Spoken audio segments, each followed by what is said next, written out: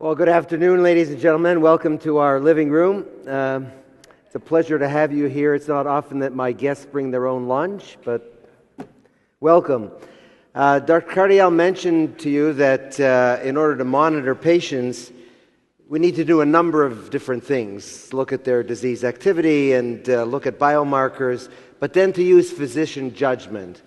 And what I'm going to do for you in this next few moments is present an instance where physician judgment becomes crucial, and we can't rely always, even on our most trusted biomarkers, that the clinician has to make specific decisions.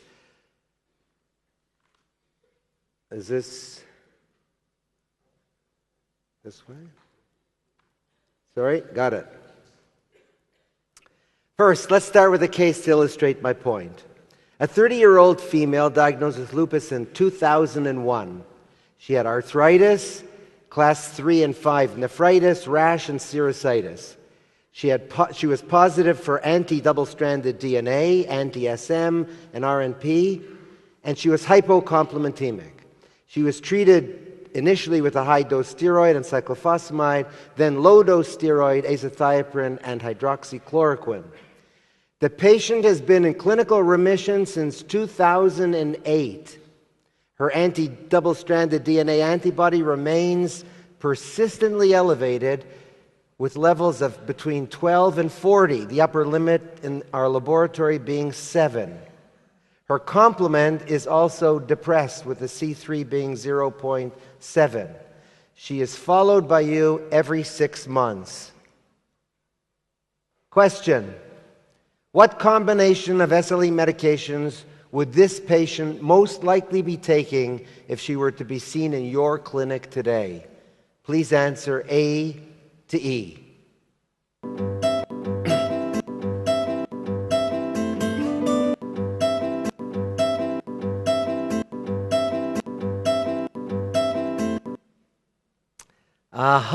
Okay. That's good. I'm glad I've had this opportunity to give this talk. 35% of you believe that she should still be on azathioprine, low-dose prednisone, as well as hydroxychloroquine, and 24% of you believe she should be on hydroxychloroquine alone, and 4% actually think she should be on nothing. Okay? So, may I do? There we go. What is your management plan for this patient following her most recent visit? Okay, so let me go back one. Okay, sorry. The patient was seen in your clinic last week. She continues to feel well. On examinations, there are no signs suggestive of active lupus clinically. Her complete blood count, creatinine, and urinalysis are stable. And her anti-double-stranded DNA antibody, which had been running between 12 and 40, is now 57. What is your management plan for this patient following her most recent visit? A to E.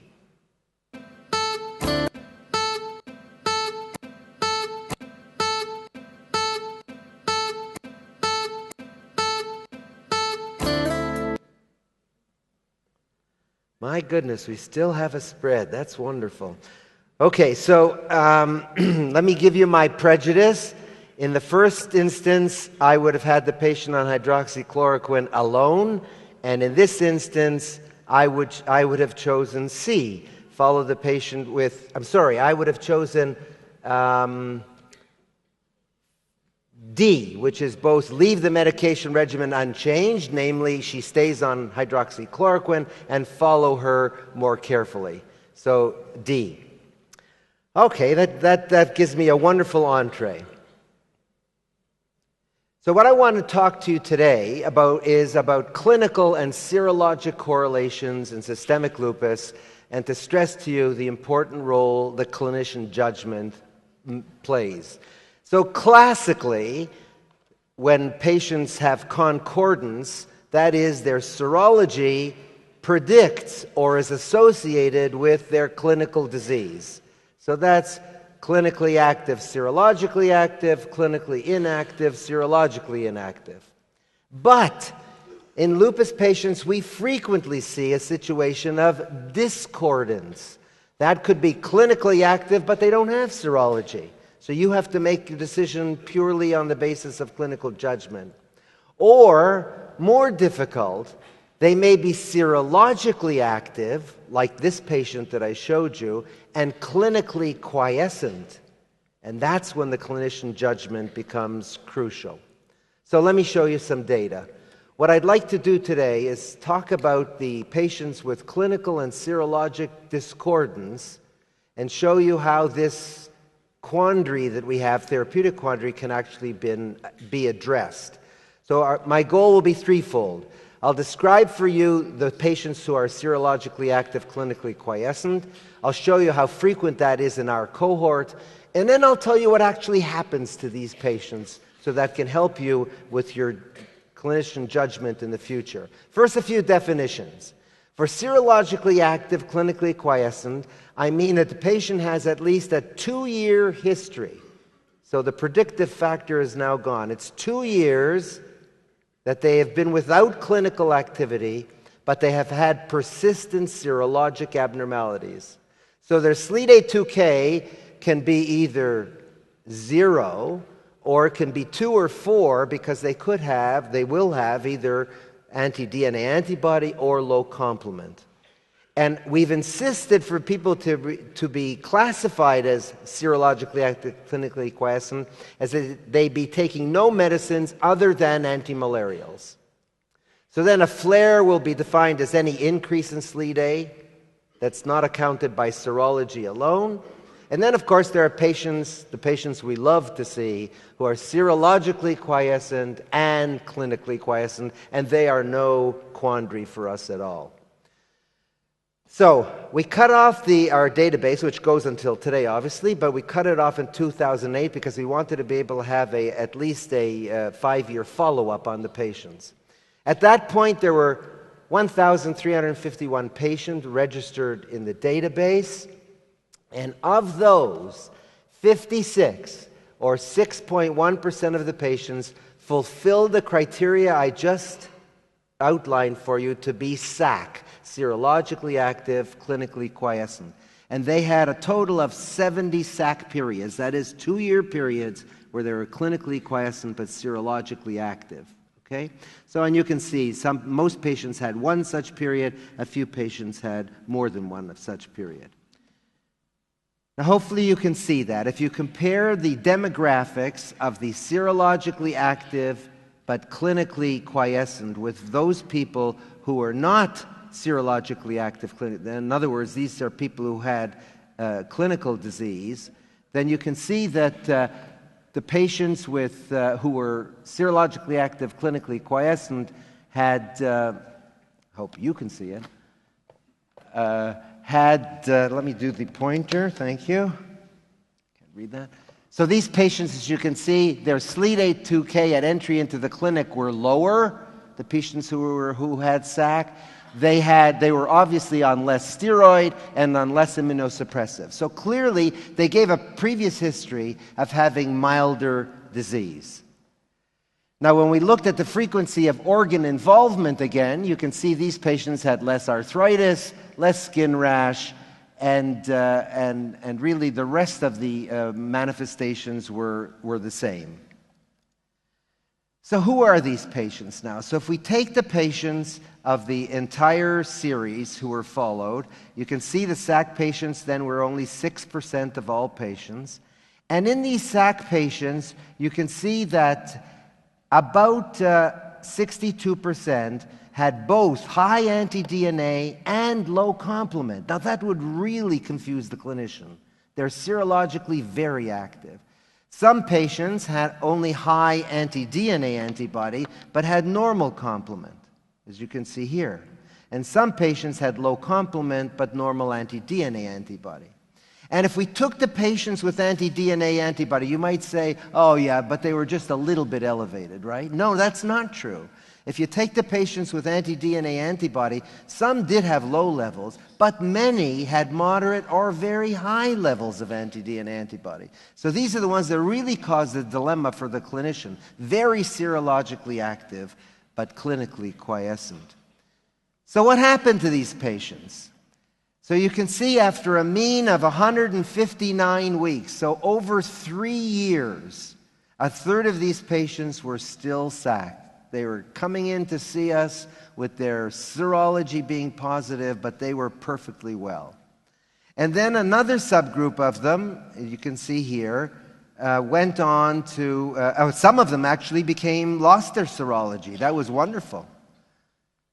But some of them, after a mean of about 3 years again, went on to a flare.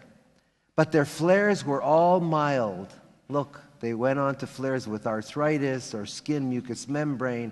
A few had some cell changes in the urine. Nothing very major. But it took 3 years. And what you can say is that those patients had a 3-year drug holiday. They were taking no medications for that 3-year period, and if they did flare, it was a very mild flare. So what are the conclusions from that? SAC patients, these serologically active clinically quiescent, represent a small but clinically important group within our lupus population. About 59% of them do go on to flare, but it takes 3 years for that to happen. And so prudent therapy for these patients would be close observation to discern which ones might go on to flare. And that was the answer to the second question. What would you do with that patient? And the answer is I would have just continued her on antimalarials, but watched her a little bit more carefully in case she's in that proportion that will go on to flare after about 3 years. So then we said to ourselves, well, wouldn't it be nice if we could predict which ones of those are going to go on to flare? Right? So we'd watch them very carefully or maybe even treat them earlier. So we looked at a number of things. There was some indication that maybe anti-nucleosome antibodies are more sensitive to anti-DNA antibodies to detect future clinical activity. Okay? So we wanted to look at that. And then the question was, would the class of the immunoglobulin for both anti-histone, anti-nucleosome antibody, or anti-DNA antibody, would that predict disease? Because we know, for instance, not all forms of IgG, 1, 2, 3, 4, are all equally pathogenic. Some are more, some fix complement, some don't fix complement. So, first of all, is anti-nucleosome antibody or anti-histone antibody more predictive of flare? And second of all, are the subclasses of those antibodies predictive of flare? And we looked at both of those things. So, there's chromatin and nucleosome, and the antibodies against chromatin and nucleosome. And you see they attach themselves. And so we want to investigate whether levels of anti-DNA antibodies and these anti-chromatin antibodies and their isotypes measured during these prolonged SAC periods could help us predict future flares. So what we used here, we have archived serum on all of our patients who had these prolonged periods of clinical quiescent serologic activity. We retrieved those, we pulled them out, and we took out samples during the SAC period when they were clinically quiescent, and then we took out samples from those patients who went on to flare. And we looked to see if in that quiet period was there anything about them then which actually went on to predict that flare. And so we looked at those two antibodies, anti-histone, anti-DNA, and second of all, we looked at the levels of immunoglobulins and their isotypes in those antibodies. So what did we find? So first of all, we were able to retrieve serum on 23 patients who were serologically active, clinically quiescent for a long period of time. And of those patients, 9 went on to flare, and 14 were still serologically active, clinically quiescent. That gave us a total of 38 samples. And you can see we then took the patients who went on to flare, and we compared those with patients who never went on to flare in that group of people. So what did we find? When we looked at anti-chromatin antibody levels and when we looked at the isotypes of those of the antibody, we found there was no difference between those who went on to flare and those who did not go on to flare. And when we looked at anti-double-stranded DNA antibody and its isotypes, again, there was no difference between those who went on to flare and those who did not go on to flare. So the predictors that we were hoping would be there were not there. So what were our conclusions from that? Neither anti-chromatin nor anti-DNA antibody levels were predictive of flare in these patients. And so everything comes back to physician judgment. Physician's going to have to make a decision, am I going to treat this patient or not? And as you saw from the first screening we did, there is a mixed conclusion out here. Many of you would have treated, and many of you would have continued to watch. So let me give some support to those of you who decided you wanted to continue to watch. So we took these patients who were serologically active, clinically quiescent, and we followed them over time and said, well, how do they do compared to people who were not serologically active, who were not clinically quiescent? And we looked at their SLIC damage accrual, we looked specifically at renal damage, and then we looked at the development of coronary artery disease.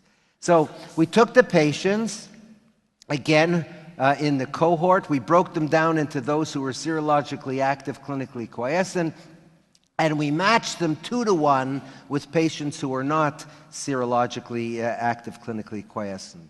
Okay, so 2-to-1. And so what we did is we looked at the damage index at 3 years of follow-up, 5 years of follow-up, 7 and 10 years of follow-up. We also looked at renal damage over that period of time, and we looked at coronary artery disease development at 5 and 10 years. Okay? So if you look, first of all, what happened to treat with these patients? Well, first of all, look at the treatments.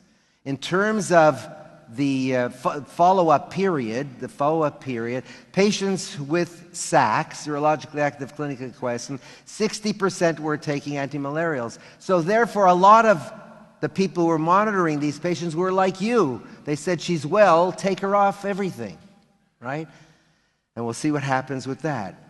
A small number eventually got started on some kind of corticosteroids, and a smaller number on immunosuppressives, and that's very different from the controls who obviously had more clinical disease. So what happened to the damage index in these people? Well, you can see that those patients that were serologically active, clinically quiescent, their damage index went up, like all of our patients. This is over a 10-year period, but they went up much less significantly than those patients who were not serologically active, clinically quiescent. And that was very highly significant. They accrue much less damage. So, and that's demonstrated to you here. This is damage accrual, and you can see the control group accrued much more damage. So what about the damage indexes? Again, do I do that, right? Over 10 years, we've done that. Am I going backwards? Yeah. So tell me what I'm doing here. Okay, so then let's look at the renal, specifically at renal damage. At baseline, obviously the patients who were SAC did not have renal damage, and the other patients, some patients did have some minor renal damage. Let's look at the renal damage at 5 and 10 years. You can see at the start of the study, there was no renal damage in the SAC group and 12% in the control group. At 5 years, you see there's still very little renal damage in the SAC group and increasing renal damage in the control group, and dramatically more. At 10 years, only 3% in the SAC group and 23% in the control group. And the SAC group, remember, did not have treatment over this period of time with no steroid. What about coronary artery disease, which is reliant on the presence of inflammation and coronary risk factors with steroid? Well, you can see there is virtually no coronary artery disease in the SAC patients. One patient at 5 years, one patient at 10 years, as opposed to the control group where you have 6 and 8 patients. That doesn't yet reach statistical significance, but you see the trends. The trends are there. Nothing in the SAC patients and increasing in the control group. And as the years go by, I think that difference will become significant. So lupus patients with prolonged SAC periods have significantly less damage accrual over 5 to 10 years compared with matched controls. And this supports the practice of active surveillance without treatment. So these people have been spared steroids especially and immunosuppressives during their SAC period. So the point I want to leave you with is in those patients who are clinically quiescent but you see serology, you have to make a clinical judgment. And the clinical judgment, I believe, should be close observation and let these people go untreated for prolonged periods of time. Thank you very much.